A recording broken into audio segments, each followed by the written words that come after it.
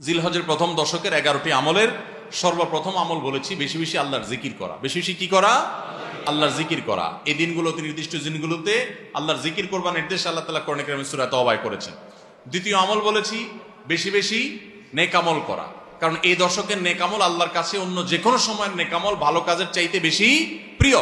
এই দশকের নেক আমল চলতে থাকবে, সেটা জিকির হোক, তেলাওয়াত হোক, দান সাদাকা হোক, নফল রোজা হোক, নফল নামাজ হোক, যত রকমের ইবাদত আছে, এটা ইবাদতের দশক। রমজানে যেরকম ইবাদত করতে থাকি আমরা, এই দশকে এরকম কি চলবে? ইবাদত চলতে থাকবে। 3 নম্বর আমল হলো অন্য যে কোনো সময় আমরা গুনাহ এবং পাপাচার থেকে বাঁচার জন্য যতটা চেষ্টা করি, এই দশকে গুনাহ থেকে বাঁচার চেষ্টাটা হবে অন্য যে কোনো সময় চাইতে অনেক বেশি। কারণ এই দশক মর্যাদাপূর্ণ ইবাদতের জন্য, সেখানে গুনাহ করলে তার দায় এবং তার প্রায়শ্চিত্ত এরকম ভয়াবহ হবে। এই জন্য এই দশকে গুনাহ থেকে বিশেষভাবে বেঁচে থাকার চেষ্টা করা। 4 নম্বর আমল বলেছিলাম যাদের আল্লাহ সামর্থ্য দিয়েছেন তারা হজ করবেন। 5 নম্বর আমল বলেছিলাম যাদের আল্লাহ সামর্থ্য দিয়েছেন তারা কুরবানি করবেন। 6 নম্বর আমল বলেছিলাম যারা কুরবানি করবেন, এমনকি বিভিন্ন হাদিস থেকে বোঝা যারা কুরবানি করবেন না তারাও, এমনকি বাচ্চাদেরকেও জিলহজের এই 10 দিন চুল নখ কাটা থেকে বিরত থাকবেন। চাঁদ ওঠার আগে আগে করবেন আর কুরবানির পরে করবেন। কয় নম্বর আমল গেল? 6 নম্বর। 7 নম্বর আমল হলো সাধারণভাবে এই 10 দিন রাত দিন যত বেশি পারেন উচ্চস্বরে সরবে তাকবীর পাঠ করতে থাকবেন। আল্লাহু আকবার, আল্লাহু আকবার, লা ইলাহা ইল্লাল্লাহ, আল্লাহু আকবার, আল্লাহু আকবার, ওয়ালিল্লাহিল হামদ। কোন হাদিসে 3 বার তাকবীর আসছে শুরুতে, আল্লাহু আকবার, আল্লাহু আকবার, আল্লাহু আকবার, লা ইলাহা ইল্লাল্লাহ, আল্লাহু আকবার, আল্লাহু আকবার, আল্লাহু আকবার, ওয়ালিল্লাহিল হামদ। আর 8 নম্বর আমল হলো এই তাকবীরটাই বিশেষ সময়ে, বিশেষ দিনে, বিশেষ সময়ে পড়া। সেটা কিভাবে? জিলহজ মাসের 9 তারিখ ফজরের পর থেকে নিয়ে জিলহজের 13 তারিখ আসরের নামাজ পর্যন্ত প্রত্যেক নামাজের পরে নারী পুরুষ সবাই এই তাকবীর নামাজের পরে একবার করে পাঠ করা। এটা হলো বিশেষ সময়, তাকবীরে মুকাইয়াদ বলা হয় এটাকে, স্পেশাল। এটা 8 নম্বর আমল। 9 নম্বর আমল হলো জিলহজের 1 থেকে 9 তারিখ পর্যন্ত এই সব দিনগুলোতে নফল রোজা রাখা মুস্তাহাব। 10 নম্বর আমল হলো জিলহজের 9 তারিখ আরাফার দিনে রোজা রাখা আলাদা স্পেশাল সওয়াবের কাজ। 1 বছর আগের এবং 1 বছর অগ্রিম পরের গুনাহ মাফ আল্লাহ তাআলা করে দেন। অর্থাৎ সগীরা ছোট গুনাহ আল্লাহ তাআলা মাফ করে দেন, বড় গুনাহ থেকে তওবা করলে সেগুলো মাফ পাওয়া যাবে।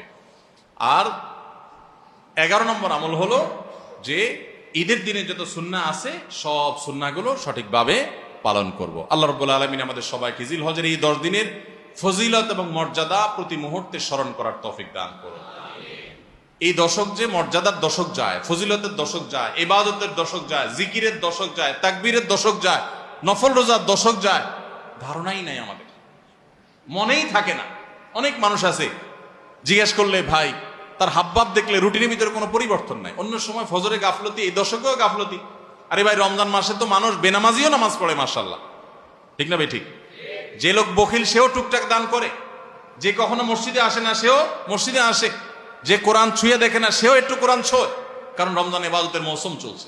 তাহলে জিলহজের প্রথম দশকে এরকম ইবাদতের ছিটাফোঁটা, ইবাদতের কোনো আবহ, ইবাদতের কোনো পরিবেশ, ইবাদতের কোনো আলামত, এর কোনো আপনার চিহ্ন আমাদের সমাজে, আমাদের পরিবারগুলোতে দেখা যায় না।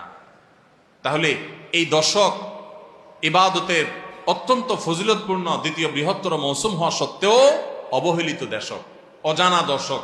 এই আমলগুলো হারিয়ে যাচ্ছে সমাজ থেকে। এগুলোকে জিন্দা করবো তো ইনশাআল্লাহ।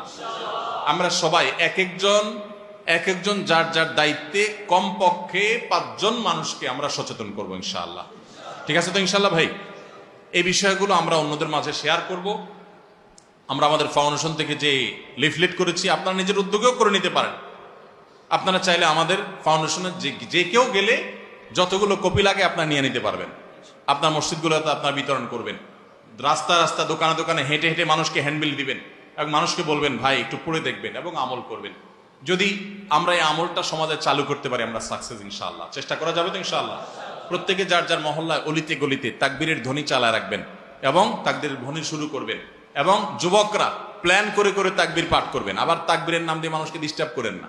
মিছিল করতে করতে আল্লাহু আকবার, আল্লাহু আকবার দিতে দিতে গেলেন, মানুষ মোবাইলে কথা বলতে পারলো না, এই ডিস্টার্ব আবার করা যাবে না, খবরদার। ইসলাম আমাদেরকে ব্যালেন্স শিক্ষা দিয়েছে, কোনো আমল করতে গিয়ে কাউকে কষ্ট দেওয়া যাবে না। সবাই চেষ্টা করবো তো ইনশাআল্লাহ।